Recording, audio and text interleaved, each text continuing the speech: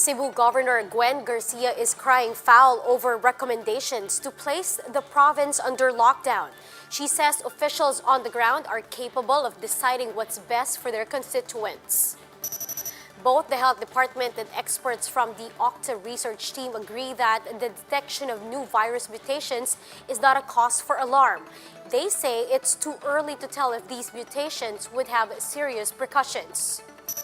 Health officials are likewise assuring the public that vaccines are coming despite several delays. Hundreds of families in Mindanao were evacuated yesterday in anticipation of Tropical Storm Auring making landfall later today. Now, over in Europe, a tiny country is emerging as the next great hub for influencers. They're dubbing it as the Silicon Valley for YouTubers.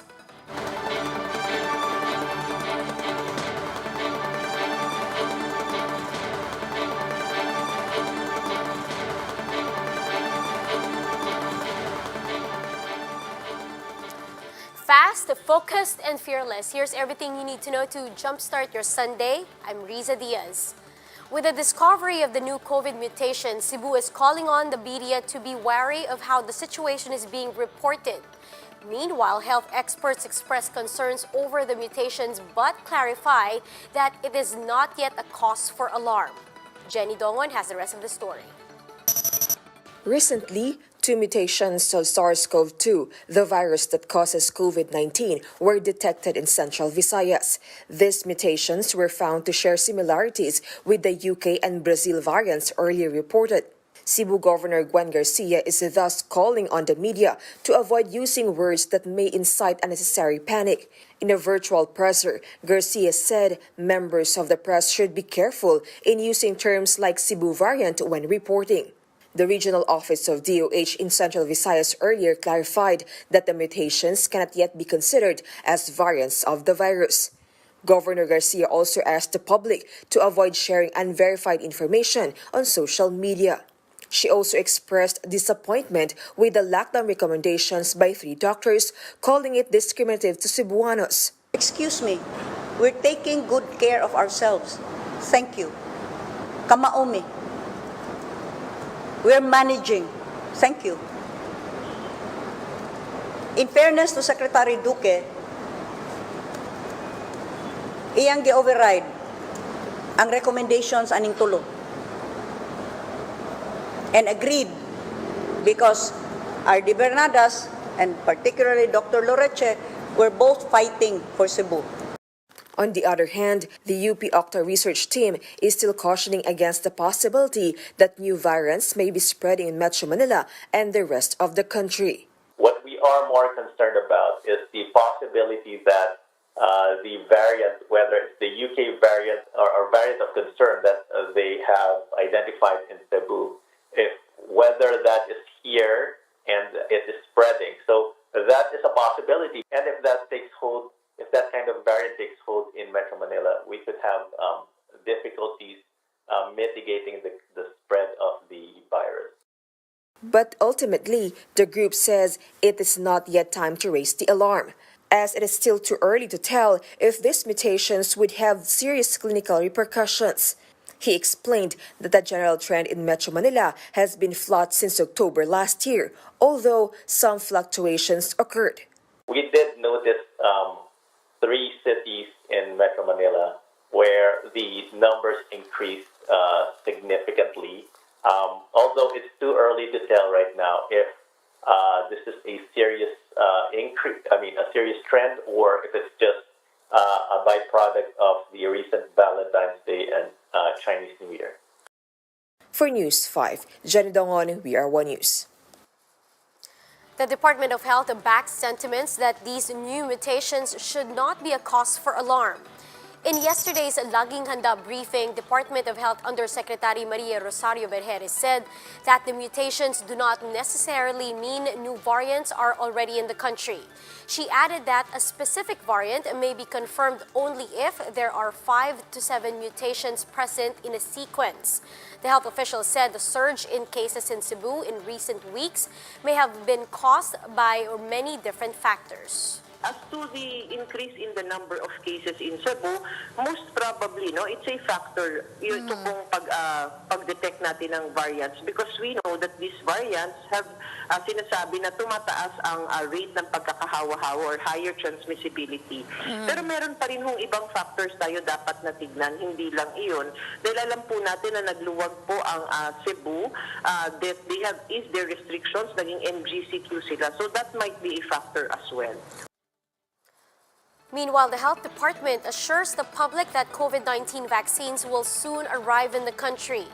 This comes after the expected arrival of vaccines this month got delayed due to issues with the indemnification agreement. Health Undersecretary Maria Rosario Berjere said they are expecting the country's supply of Pfizer and AstraZeneca doses from the COVAX facility to arrive in March. The DOH is now negotiating with vaccine makers if they can append documents such as waivers pending the passage of the law. Kulang na lang po kasi dun sa COVAX facility is this approval or the agreement for indemnification. Wala na po tayong iba pang tinitignan na magiging balakid para ma-ship na yung commitment ng COVAX facility sa atin.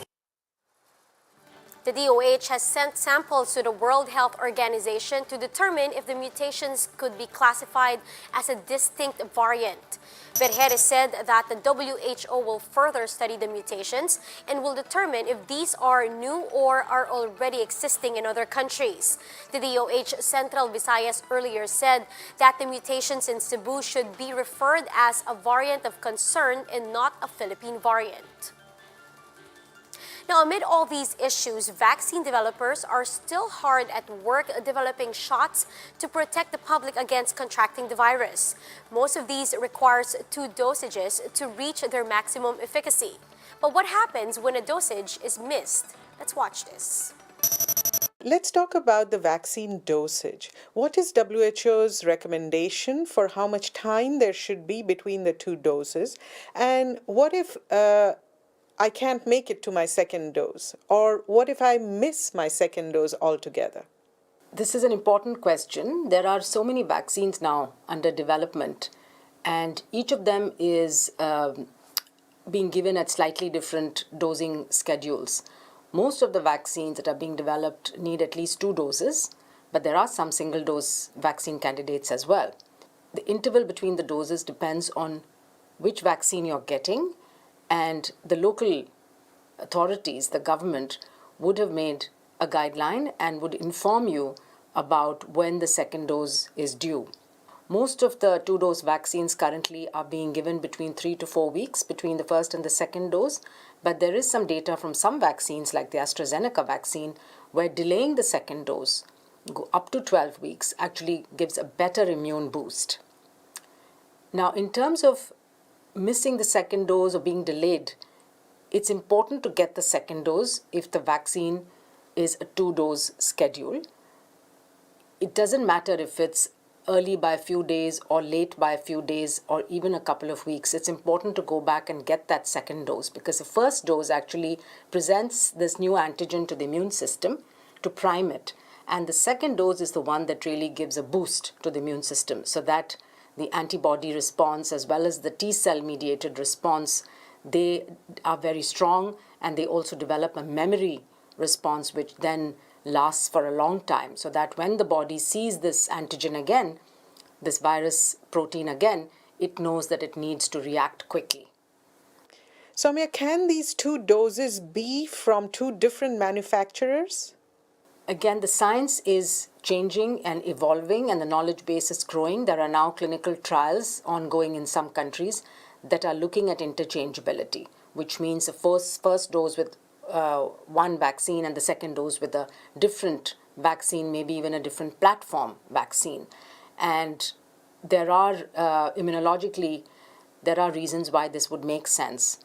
However, at the present time, there isn't enough data for us to recommend this type of interchangeable 2-dose schedules. And so, for the time being, the policy advice that WHO has put out, which is the SAGE guidelines on how to use vaccines. We've done it for the Pfizer vaccine, the Moderna vaccine, the AstraZeneca vaccine, and currently SAGE is reviewing the data from the other vaccines that are in the pipeline. And so we need to follow what's in that policy advice. And for the time being, it is recommended to have the second dose with the same vaccine as you had the first dose.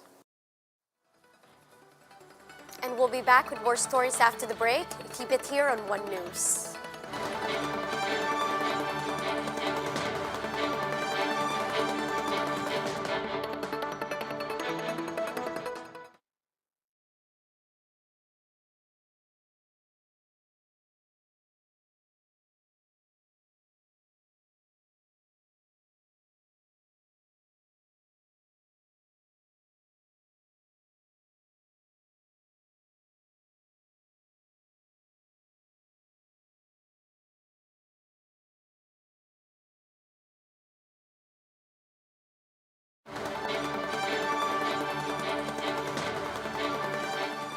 You're still watching One News Now. I'm Riza Diaz.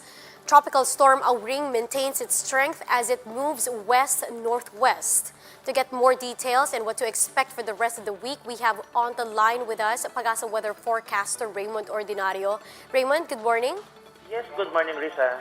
Raymond, when and where is Tropical Storm Auring expected to make landfall? So this tropical storm Auring expected to make landfall over the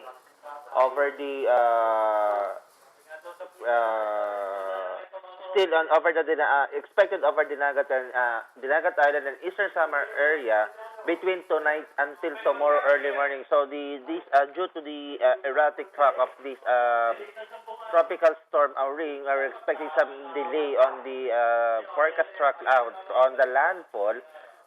Because we forecasted that on the previous days it will be making landfall early this morning, but due to these changes in the condition of the northeast monsoon, it will make landfall either tonight, earliest tonight, or late early tomorrow morning. Sir, is Auring gaining strength over time? Right now, we're still on the over the ocean, but the interaction between the vertical winds, a very strong vertical wind shear, really makes the intensity become more erratic. Right now, it's still on a storm category, having a wind of 865 kilometers per hour near the center and 80 kilometers per hour of its gustiness. Sir, are there any new areas or provinces that are placed under tropical cyclone wind signals? So right now, only this morning, we issued we raised signal number 2 over the southern portion of Eastern Samar, the Dinagat Island, and the northern portion of Surigao del Norte, including Siargao and Bocas Grande Island.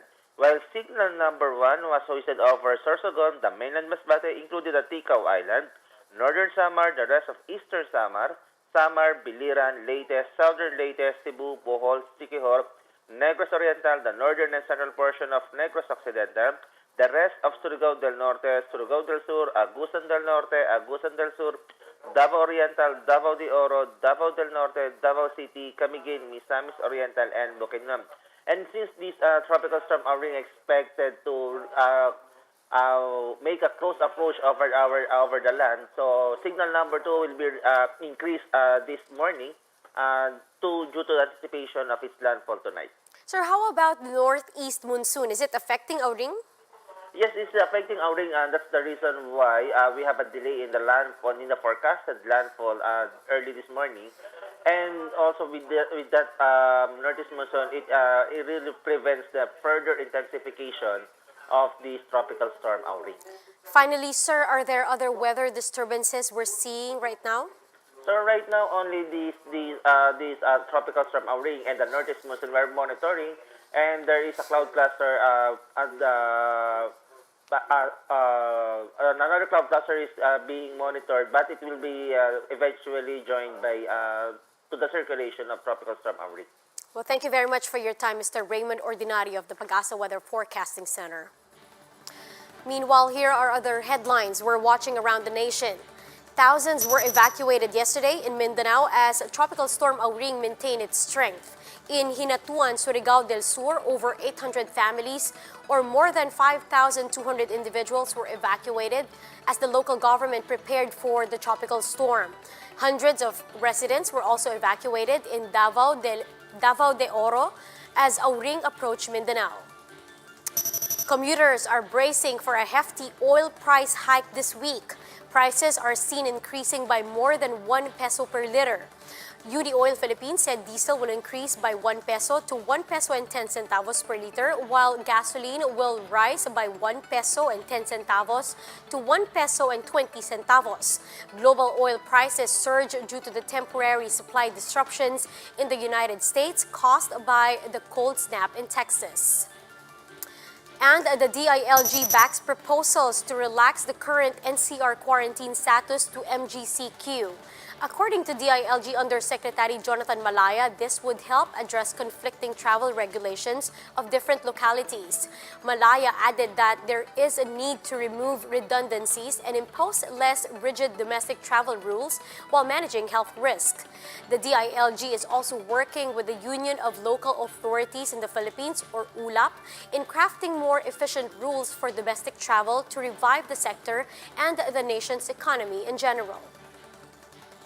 Now that's how the day is shaping up to be. Join us later at 9 in the morning as we monitor the day's biggest stories from sunrise to sundown. You could also catch One News on Signal Play app. Register for a free account now at www.signalplay.com and stream One News live anytime, anywhere. I'm Riza Diaz. We are One News.